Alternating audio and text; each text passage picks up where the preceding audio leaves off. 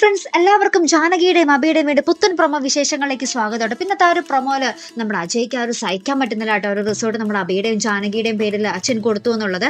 അപ്പൊ നമ്മുടെ അജയ് നമ്മുടെ അപർണയുമായിട്ട് പല ഗൂഢാലോചനകളും നടത്തുവാട്ടോ, അത് തിരിച്ച് കയ്യിലേക്ക് വരാൻ വേണ്ടി. അപ്പൊ നമ്മുടെ നിരഞ്ജന ഇതൊക്കെ കാണുകയും കേൾക്കുകയും ചെയ്യുന്നുണ്ട്. ഇവരിങ്ങനെ മാറി നിന്നിട്ടാട്ടോ ചർച്ചയൊക്കെ ചെയ്യുന്നത്.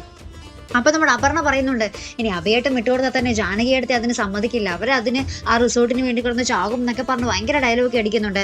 അതിനുശേഷം നമ്മുടെ ജാനകി നമ്മുടെ അഭിയോട് പറയുന്ന ഒരു രംഗമായിട്ട് കാണുവാൻ സാധിക്കുന്നത്. ആ മൂന്നാറിലത്തെ ആ റിസോർട്ടിനേലും എത്രയോ 10 മടങ്ങ് വിലപ്പെട്ടതാണ് നമ്മുടെ സൂര്യപ്രഭ ഓർഗനൈസേഷൻ, അതിൽ നിന്നൊന്നും കിട്ടില്ല, പിന്നെയല്ലേ ഇത് എന്നൊക്കെ പറഞ്ഞ് നമ്മുടെ ജാനകിക്ക് ഒരു പുച്ഛാട്ടോ.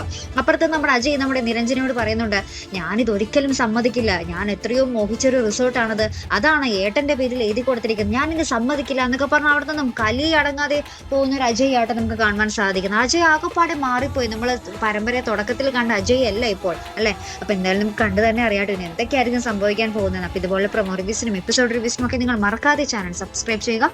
അടുത്തൊരു വീഡിയോ വരുന്നത് വരയ്ക്കും ഗുഡ് ബൈ.